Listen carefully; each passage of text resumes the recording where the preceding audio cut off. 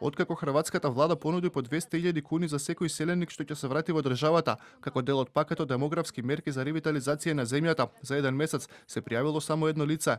За хрватските експерти ваквите резултати се очекувани, бидејќи голем дел од населението во земјата е незадоволно од условите за живот, а ниту една влада досега не обрнала внимание на младите и на нивните потреби.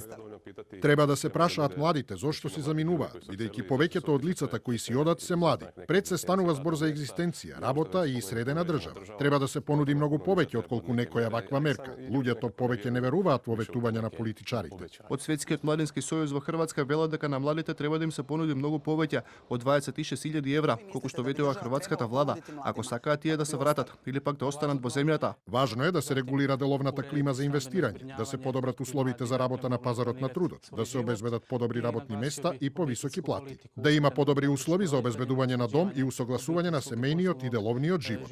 Според нивните податоци, околу половина од младите хрвати размислуваат трајно да ја напуштат земјата.